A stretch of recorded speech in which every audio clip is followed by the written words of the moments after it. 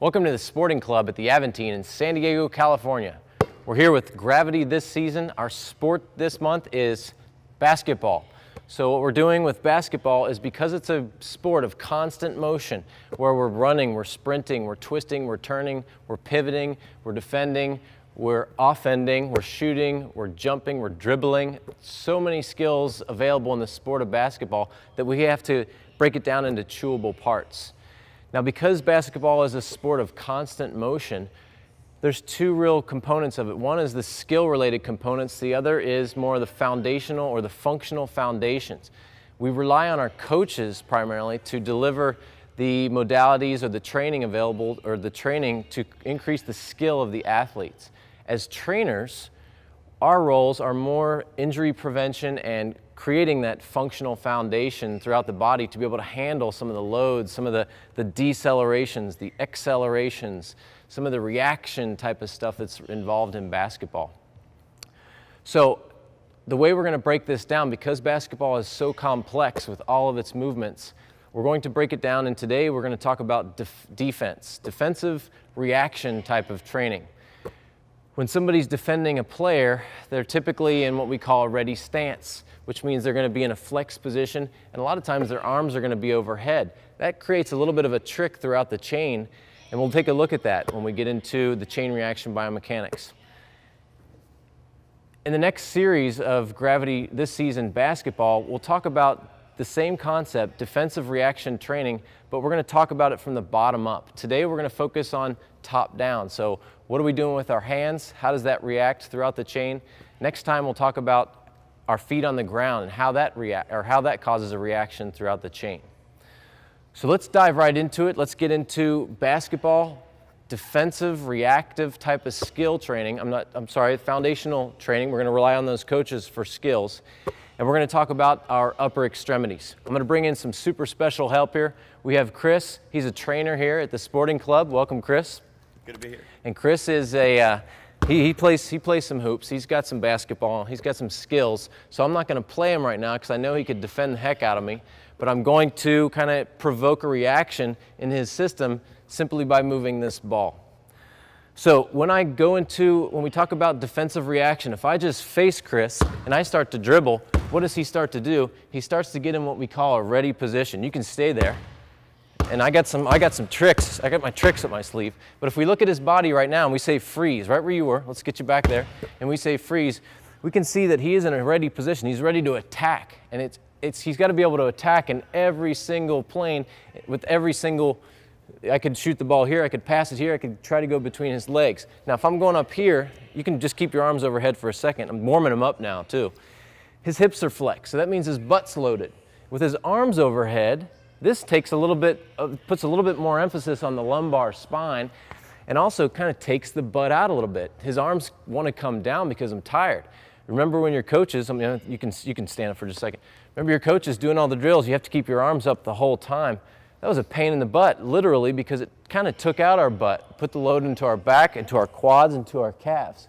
So it felt uncomfortable. Now, I wish I would have known this stuff during basketball training because I could explain to the coach why in the heck this felt so weird to me. So when you're in a defensive position, we know that the principles of basketball, when we talk about basketball, are that we have ground reaction force. We have gravity acting on our body. We have momentum of mass as he's moving around, and he's driven. He's driven by this ball, and he's reacting to the driver. So no matter what, if I'm playing against him and I've got my MJ skills and I want to toss it around here, or I'm stuck in my pivot, you can see that he is reacting to this ball. He's trying to predict where in space I'm going to throw it. He might even be paying attention to stuff that's going on behind him. He can tell where the picks are. He can tell where the rollouts are. He can tell where the offensive players are to be able to use his auditory skills, all the sensory skills in his body to predict where this ball is going to go. So today's lesson, or today's focus, is going to be on reaction. Reaction, the upper extremities, to the ball or to an audible cue. Because sometimes the ball may not be, the player may be calling a play or might be reacting and splitting the defense into different patterns. So with our overhead reaching, when we go into, those are our principles, the gravity, the ground reaction force, the fact that the client is driven by the ball. From our principles come our strategies. Our strategies are typically going to be to recreate that type of environment, for one, so that I can see how his body reacts. I can see if he has enough dorsiflexion of the ankle. I can see if he's comfortable in this position, or does he go into a kyphotic position. I can see how he's able to move from that position, because that's home right now for him. And I can also identify the transformation zones. We've talked about transformation zones before. That's where we're basically going from an eccentric to a concentric, or we're going from an initial position to an ending position. So there's a lot of change that happens there. So if I just sit here and do this drill with Chris, and I'm just moving up here, then I can see, hey, he's pretty planted. He's probably gonna get the ball if I'm not careful. So that gives me an opportunity to look at him as a whole. What we use the GTS for is to break down those movements into those foundational or those functional foundation movements. If we look at the upper extremities, we're looking at overhead movement, and we're looking at rotation throughout the trunk, and probably frontal plane movement as well, back and forth. So you got the sagittal plane, you've got the frontal plane, and we've got the transverse plane. So instead of just identifying limitations on the ground, we can put them onto the GTS, put the client on the GTS, and essentially recreate those 3 planes of motion so that I can see what's happening in his shoulder, what's happening in his cervical spine, his thoracic spine, all the way down into the hips. So the first GTS exercise is going to be what we call a lateral overhead lunge. So we're basically a lateral lunge with overhead reach. Now this is kind of a tweak from the lateral lunge that you learn in your PFT course, your 8-hour course. But that's what this is all about expanding your horizons, about building more and more exercises to accommodate the human body, which is capable of a ridiculous amount of movements. Okay, primary strategy, everything today is reaction driven, and it has to do with the upper extremities.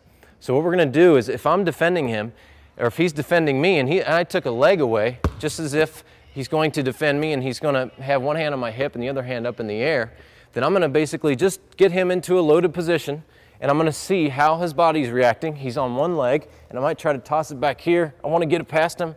And this is exercise, folks. Is this tough? Is it easy? It's not about just going up and down the rails, but using the modality as a component to take a look at the client. So then I might say, all right, I noticed that it's a little difficult for him to come back into thoracic extension. So I might stay there for a while. So if I have him here and he doesn't know this, I'm gonna act like I'm coming up here. So I'm just gonna do a couple reps, up and down, maybe over here, up, drive him, just like that. And now his left leg's starting to be a little fatigued. I can smell the hydrogen that's imbalanced in there. And he's working more frontal plane. So if I wanna go up or I wanna go down, he's still getting all that shoulder movement, well done. And it's allowing me to kind of see how he's reacting. Now I'm trying, it's difficult, I like to look at the whole body. We're trying to isolate from the trunk up, or from the hips up. So we're looking at the thoracic cage as well as the glenohumeral joint and his cervical spine. I'm gonna switch to the other side, get him trained evenly. And this is kind of training and evaluating at the same time. So we do the same thing where I'm coming in, and I'm stuck in my pivot. I want to reach him up. I want to get him back. I want to really get him up there, You can see his back maybe down here. He's really doing a good job. He's moving, and now I'm called for a 5-second rule. So you got me, good job. So there's your lunge. You can use that kind of as a tweak, and the reason I put you in a single leg stance is if he's coming at me and I'm defending him and you're turning around, you're dribbling, then I'm typically going to be here. And if I'm coming out here, then here I am. I'm out on that left leg, and I'm reaching around with that left arm. So that's the why behind that exercise. There's always got to be a why behind each exercise. Second exercise is we're going to get more traditional with regards to the cables. We're going to use our cables. We're going to keep our pulleys at the number 2 position. And you saw me reach that down and grab the rails to lift that, right? I'm going to grab my handles and get Chris into a chest press position. So go ahead and have a seat here facing this direction. And I'm going to have you take these handles with the cable overhead. And it's all I'm doing now. Now I can do 2 things. I just got a great idea with the ball, because this is what you initially want to react to, is if I want him to react to this, Then now I've added load. So this is a real simple tweak. I can come overhead, I can go downside. It's a little funny, a little goofy. And then I might say, hey, why don't you just do some static equilibrium, back and forth, keeping it a little bit higher. Just going back and forth, right up to here. And now I'm facilitating that response throughout his trunk, throughout his thoracic spine. He's getting that rotary movement. He's going in all different planes. And he's also getting a lot of strength in the shoulders. So two things, I can just go into a set of incline chest press, I can go into unilateral, or I can go into static equilibrium, which is more of kind of a functional movement pattern. I can also use the ball to stimulate a response throughout his body. And this is a little bit more functional, so I don't even have to look at him. I can be looking over here at my game plan, and he's still getting a load throughout his trunk and shoulders. So there's another exercise for you to try. That's called an incline chest press, one of the basic exercises. It's just your ability to tweak it for this season or gravity sports that gives you that empowers you to be kind of a sports specific trainer. The third exercise, I don't know if you're going to like this one, Chris. The third exercise is what we call lying prone with extension. Now I'll give him a little help by raising the incline. This actually makes this easier. It's one of those tricky exercises where you raise the incline, it reduces the intensity. And I'm going to have him just go ahead and lie almost like Superman. Put your feet down there on the lower base and just lie down. And you're going to keep your feet a little bit wider on the lower base so you're kind of stable. Now, I can stand behind the GTS or I can just cue him verbally like we did with the chest press. The focus here is on to work on this if you're in a flex position and you're defending, is to be able to stay close to the ground so that you can move in all directions but still be able to reach overhead. So you're getting extension and you're getting rotation. It's a combination movement pattern. So what I can do is just take this ball maybe and have him look up, and if this gets uncomfortable with his neck or back, then this isn't an appropriate exercise, so I have to keep that in mind. The other thing I do is I bring it up here, I come over here with the ball, I can use the ball as a driver, and I say, oh, I want him to work on that left side a little easier. How easy is it for me as a trainer just to do this? I'm making good money now, right? He's not liking me on that left side. Or I can just cue him with verbal cues. So I can say left, right high, right higher, left mid, left high, left higher. And then we'll go overhead maybe, right overhead, left overhead, and so on and so on. The trick here is really to recreate the motion that you see within the sport. I like the ball, I like this one, because this gets an immediate reaction at him, and he's getting a nice little load throughout the lumbar extensors, the full chain reaction of the whole thoracic cage, as well as all the way pretty much down to the hips. Perfect, thank you very much. So that's basically this season. We've kind of talked about the principles of the movement. We talked about the functional foundations. As trainers, our role is injury prevention. Hopefully some of the stuff that we do with our clients and athletes also helps them develop better skills in their sport as well.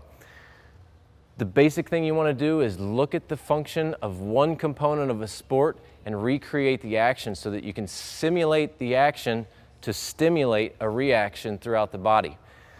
If you think about your business component, you think about small group personal training, this is a wonderful idea to get a whole team in, or groups of 5 if you have that much equipment, and tweak things up from there. So if you create a program like this, you're going to have to rely more on your verbal cues. If we're doing lying prone extension with rotation, then I'll call right, I'll call left, or maybe I have a whistle so that they respect me more and think of me as a coach. Who knows? You can tweak out however you want.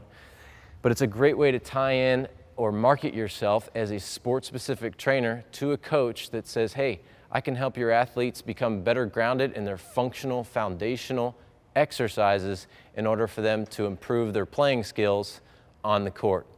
We'll see you next time for the bottom-up approach to basketball defensive reaction skill training.